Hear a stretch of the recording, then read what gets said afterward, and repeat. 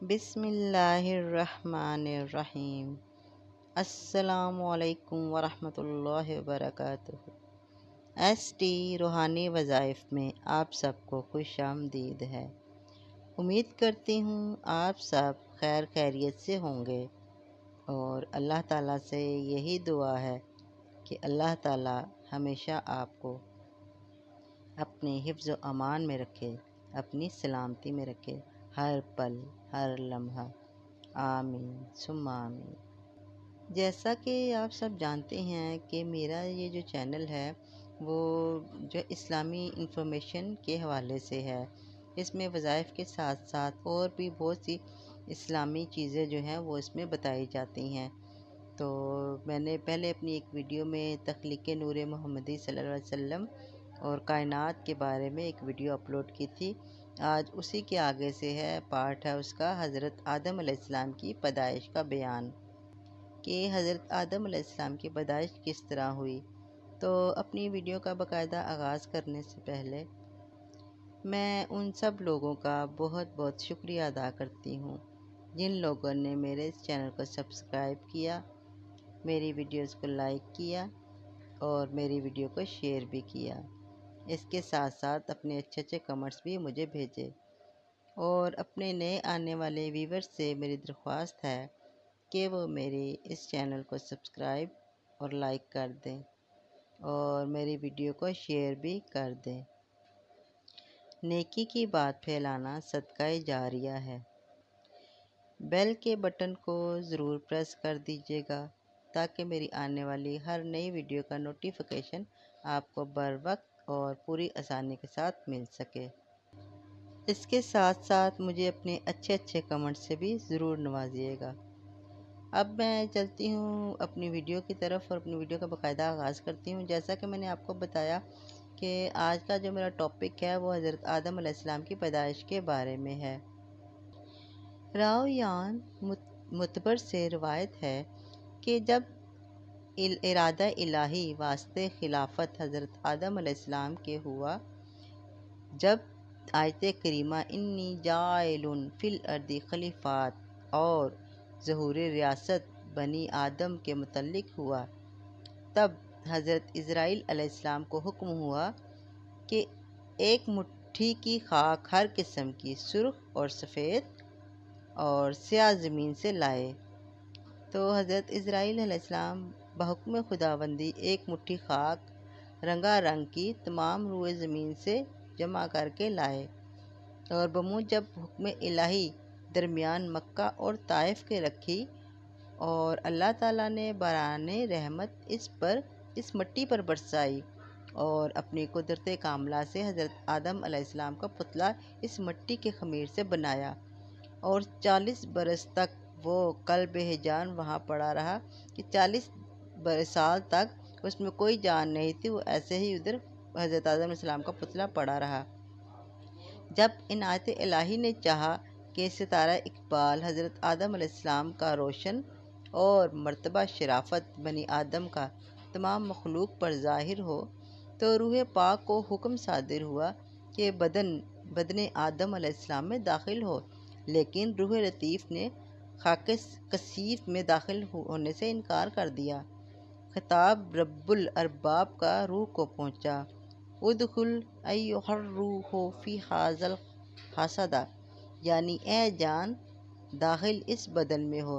جب روح قالب میں آدم کے سر مبارک کی طرف داخل ہوئی، جس جگہ روح پہنچتی تھی بدن خاکی جو مانند ٹھیکرے کے تھا گوشت اور پوست سے بدلتا جاتا تھا۔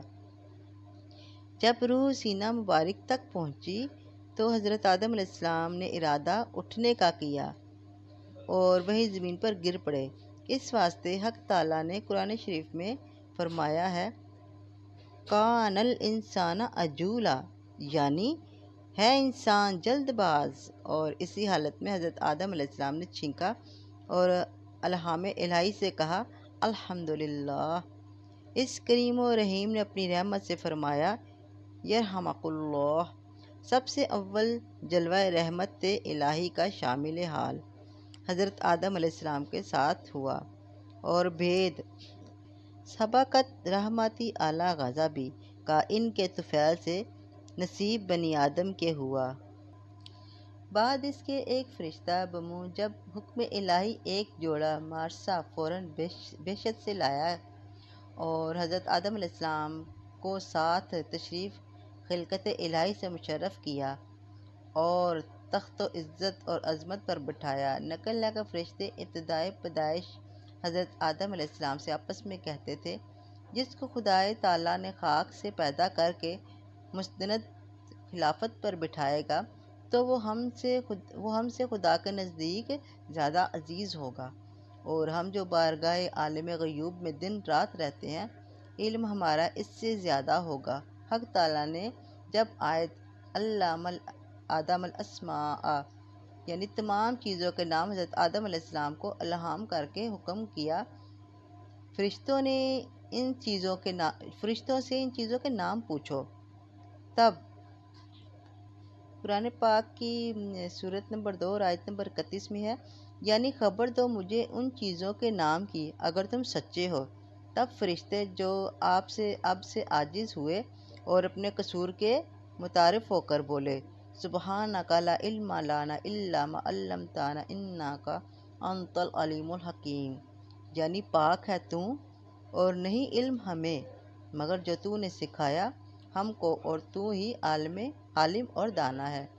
تب اللہ تعالیٰ نے حضرت آدم علیہ السلام کو کمال ظاہر اور باطن سے آراستہ کر کے واسطے زیادتی تعظیم و تکریم کے ملائک و اعظام کو جو آدم علیہ السلام کے تخت کے گردا گرد صف باندھے ہوئے تھے، مؤدب کھڑے تھے، حکم کیا، السجود لآدم فاسجدوا الا ابلیس ابی واستکبر وکان من الکافرین، یعنی سجدہ کرو آدم کو۔ بجز حکم الہی کے سب فرشتوں نے بلا عذر و تکرار حضرت آدم علیہ السلام کو سجدہ کیا، مگر ابلیس مالعون نے انکار کیا اور بولا، میں آدم سے بہتر ہوں اس واسطے کہ مجھے آگ سے پیدا کیا۔ اس نافرمانی سے شیطان ملعون ابدی ہو کر راندا گیا اور فرشتوں سے نکالا گیا۔ حضرت آدم علیہ السلام بہشت میں رہنے لگے۔ طبیعت ان کی مشتاق، جلیس، ہمدم اور انیس محرم کی ہوئی۔ تب حضرت آدم پر خواب نے غلبہ کیا۔ وقت خواب میں اللہ تعالیٰ نے اپنی قدرت کاملہ سے حضرت آدم علیہ السلام کے پہلو چپ یعنی کہ بائیں طرف سے حضرت اماں حوا کو پیدا کیا۔ جب حضرت آدم علیہ السلام بیدار ہوئے تو دیکھا کہ ایک عورت پاکیزہ ان کے پاس بیٹھی ہے۔ ان کی طبیعت، ہمایوں اور صورت ممو کو دیکھ کر نہایت خوش ہوئے اور پوچھا کہ تو کون ہے؟ حضرت حوا علیہ السلام نے کہا، میں تیرے بدن کا جز ہوں کہ حق تعالیٰ سبحان اللہ نے تیری پسلی سے مجھے پیدا کیا ہے۔ نقل ہے کہ حسن اور جمال حضرت حوا علیہ السلام کا اس قدر تھا کہ تمام عالم کی خوبی 100 حصے تھی۔ اس میں سے 90 حصے حسن حضرت حوا علیہ السلام کو اور 10 حصے باقی عالم کو عنایت فرمایا۔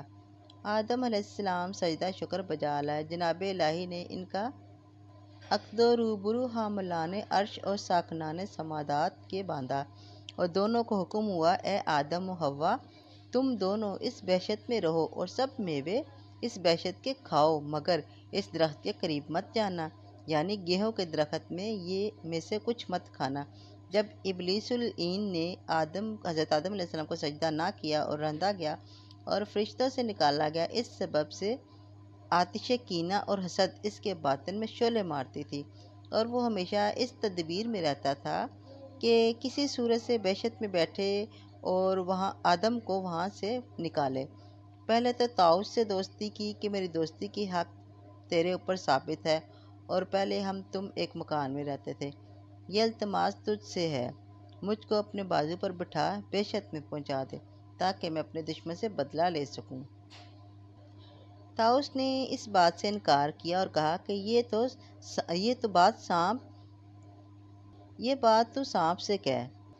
تب شیطان سانپ کے پاس گیا اور اپنے فریب کے منتر سے فریتاً بولا، سانپ اس کو منہ میں لے کر بہشت میں لے گیا۔ پھر ابلیس حضرت آدم علیہ السلام اور حضرت حوا علیہ السلام کے پاس گیا اور رونا شروع کر دیا۔ حضرت آدم علیہ السلام اور حضرت حوا علیہ السلام نے پوچھا کہ کیوں روتا ہے؟ تو اس شیطان نے ان کو بتایا، انہوں نے شیطان کو نہیں پہچانا۔ تب شیطان نے کہا، تم کو نصیحت کرتا ہوں، مجھ کو تمہارے حال پر رونا آتا ہے، اور تم اس وحشت سے نکالے جاؤ گے، اور یہ وحشت کی نعمتیں تم سے چھین لی جائیں گی، اور لذت حیات سے ذائقہ موت کا چکھو گے۔ ان دونوں کو اس بات کے سننے سے بہت غم ہوا۔ ابلیس نے کہا، اگر تم میرا کہنا مانو تو میں تم کو ایک درخت بتاؤں گا، اگر تھوڑا سا میوہ تم اس کا کھاؤ گے تو ہمیشہ زندہ رہو گے، اور صورت موت کی ہرگز نہ دیکھو گے، یعنی کہ موت کی صورت ہرگز نہ دیکھو گے، ہمیشہ ابدی رہو گے، زندہ رہو گے۔ حضرت آدم علیہ السلام نے پوچھا، وہ کون سا درخت ہے؟ شیطان نے کہا، وہی درخت ہے جس کے کھانے سے حق سبحانہ تعالیٰ نے منع کیا ہے۔ حضرت آدم علیہ السلام نے اس بات کو قبول نہ کیا اور کہا، ہرگز مجھ سے نافرمانی خدا کی نہ ہوگی۔ جب شیطان نے قسم کھائی کہ میں تمہارا خیر خواہ ہوں، قرآن پاک کی سورہ نمبر 7 اور آیت نمبر 21 میں ہے، بعد اس کے حضرت آدم علیہ السلام اٹھ کر چلے گئے، اور شیطان نے حضرت حوا علیہ السلام کی خدمت میں جا کر اسی طرح ان کے دل میں وسوسہ ڈالا، اور سانپ نے شیطان کے کہنے پر گواہی دی۔ حضرت حوا علیہ السلام نے حضرت حوا علیہ السلام نے حضرت آدم علیہ السلام سے عرض کیا، سانپ تو خادم بہشت کا ہے، اور وہ بھی موافق اس شخص کے یعنی شیطان کے گواہی دیتا ہے۔ اب میں تو پہلے سے اس درخت کا پھل کھاتی ہوں، اگر کچھ خلل ہوا تو میرے واسطے خدا سے معافی مانگ لے، اور نہیں تو تم تمام عمر بہشت کی نعمتیں چین سے کھایا کرنا۔ چنانچہ حضرت آدم علیہ السلام اور حضرت حوا علیہ السلام نے اس درخت کا پھل کھا لیا، اور جب انہوں نے غور کیا تو خود کو بے لباس پایا، وہ ایک دوسرے سے چھپنے لگے۔ اللہ تعالیٰ نے حضرت آدم علیہ السلام اور حضرت حوا علیہ السلام سے فرمایا کہ میں نے تم کو منع کیا تھا کہ تم اس درخت کا پھل نہ کھانا، لیکن تم نے اس درخت کا پھل کھا لیا۔ اب تمہاری سزا یہ ہے کہ تم زمین پر جاؤ گے، تم جنت سے نکالے جاؤ گے، اور زمین پر بھی ایک دوسرے سے جدا رہو گے۔ چنانچہ حضرت آدم علیہ السلام اور حضرت حوا علیہ السلام کو اس غلطی کی سزا جو ہے وہ جنت سے نکال کر دی گئی، اور ان کو جنت سے نکال دیا گیا۔ امید کرتی ہوں میری آج کی یہ ویڈیو آپ کو پسند آئی ہوگی۔ اس کے ساتھ ساتھ مجھے بھی اپنی دعا میں ضرور یاد رکھیے گا۔ یہ کچھ ایسی اسلامی انفارمیشن ہے جس کے بارے میں ہر مسلمان کا جاننا بہت ضروری ہے۔ ہم اپنے بچوں کو قرآن پاک پڑھاتے ہیں، مدرسے میں بھیجتے ہیں، لیکن اس کے ساتھ ساتھ اگر ہم قرآن پاک کو حفظ کرانے اور یاد کروانے کے ساتھ ساتھ اگر ہم اپنے بچوں کو اس طرح اسلامی جو ہے نالج، اسلامی انفارمیشن بھی دینا شروع کر دیں تو ہمارے بچوں کی نالج میں مزید اضافہ ہوگا۔ اس کے ساتھ ہی اب میں آپ سے اجازت چاہتی ہوں، ایک نئی ویڈیو کے ساتھ آپ کی خدمت میں دوبارہ حاضر ہوں گی۔ تب تک کے لیے آپ مجھے اجازت دیجیے۔ اللہ حافظ۔